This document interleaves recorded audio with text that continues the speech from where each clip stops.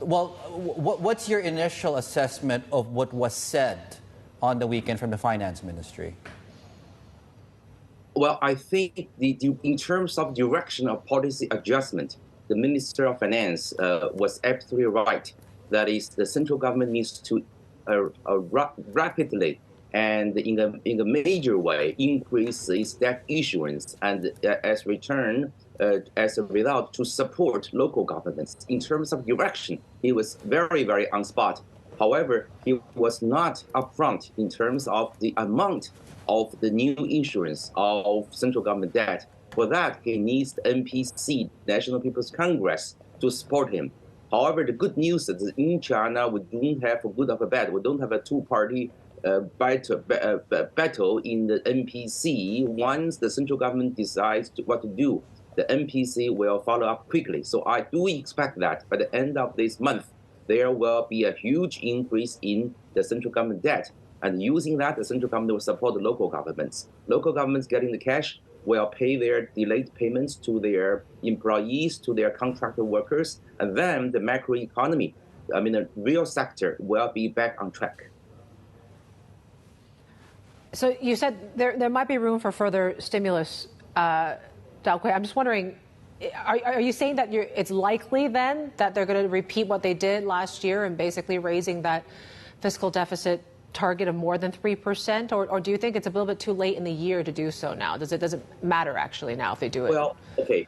Well, for this year, the 5% GDP growth rate is not a big issue because technically this target will be achieved because the 5.0 is real GDP growth.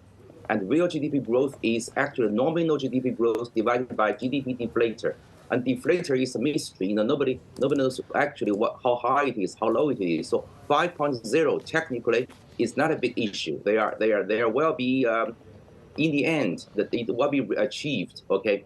However, the real issue is how to make sure the economy will continue growing next year and the year after. And the economy, how can the economy recover from this carbon problem? The carbon problem has major problem in one thing, that is local governments are running out of cash. Local governments have been using short-term debt and loans to finance 20-year, 30-year long-term infrastructure projects. So it is irrational, it is even crazy or draconian for local governments to pay back their debt in the coming 1 or 2 years. This is a self-inflicted wound, okay? So finally, the central government got it right.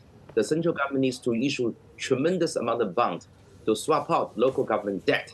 This is more than deficit. This is a capital account management. That is, central government has assets and liabilities. They have to manage this capital account.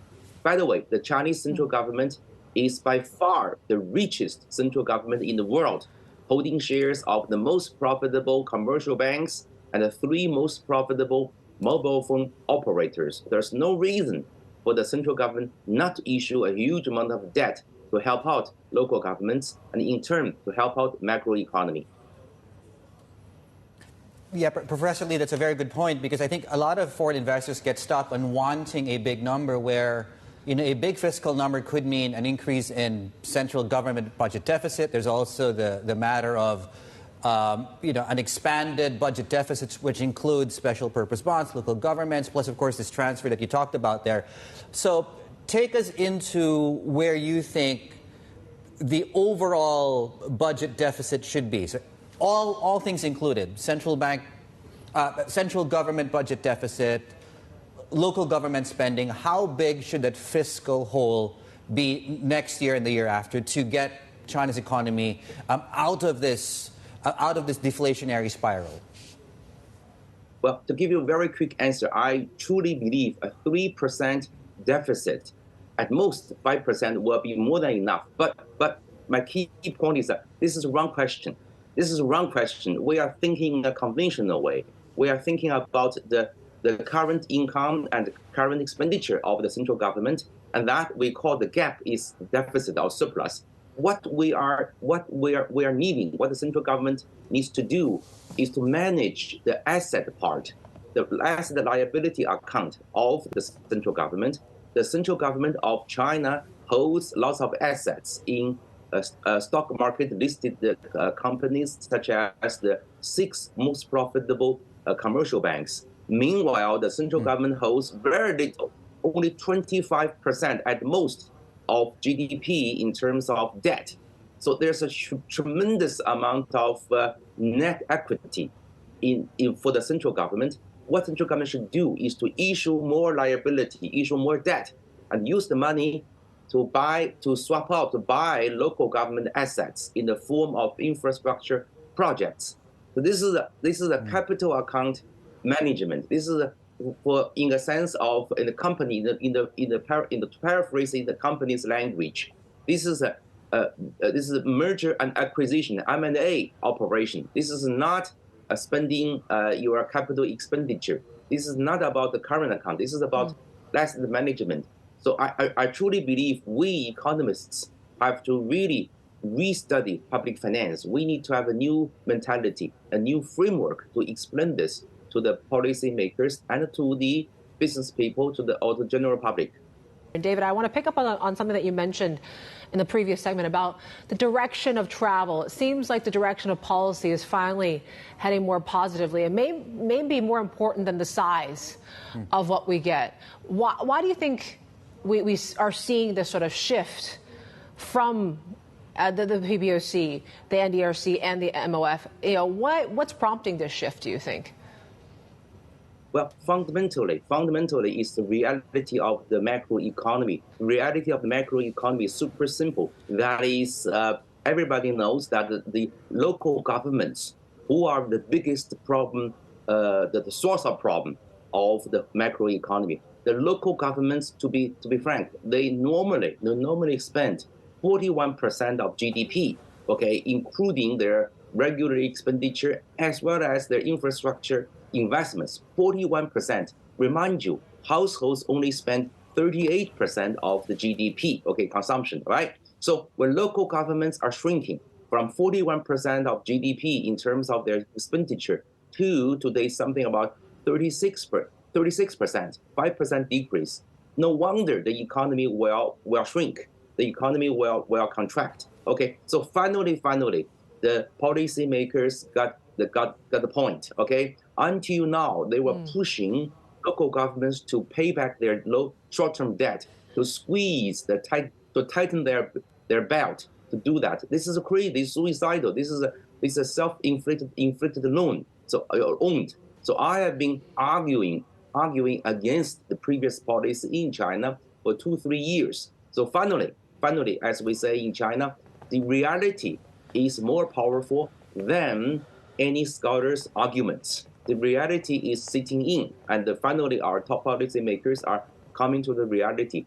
And the solution is super simple. Super simple, because the central government is really rich in its asset. I'm talking about its net equity position is very high, okay? Holding a lot of profit shares. They can issue debt. So this is the right direction. And I think that settles the question whether there is money to be spent. The other question is where that money you think should be best spent.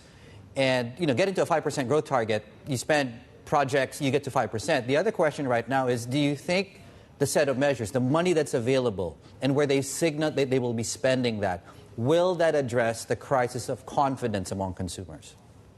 Right now, yes. I'm going to give you a simple answer. Because local governments have delayed or postponed a lot of payments. How much money they have postponed, paying their contractors, paying some of their employees, direct employees or indirect employees. 1% of GDP, easily 1% of no, wait, I'm sorry. 10% of GDP. 10%. I myself often get surprised by the huge amount. I'm talking about 10% of GDP is now in delayed payment to various companies and employees. No wonder consumers are not forthcoming in spending money because they are not getting paid. So that's number one source of expenditure, okay? Don't let local governments to do infrastructure. Enough infrastructure, qualitatively speaking. However, pay your whoever have worked for you, okay, including those people who worked hard for them during the pandemic years, okay? Pay them, give them cash, not only honoring their contract in the spirit of honoring good contracts, okay, foundation of market economy, but also for short-term economic stimulus. In other words, the biggest economic stimulus is for the local governments to pay back their delayed payments to companies and their employees. That's it. This one thing, 10% of GDP, is there. Super simple.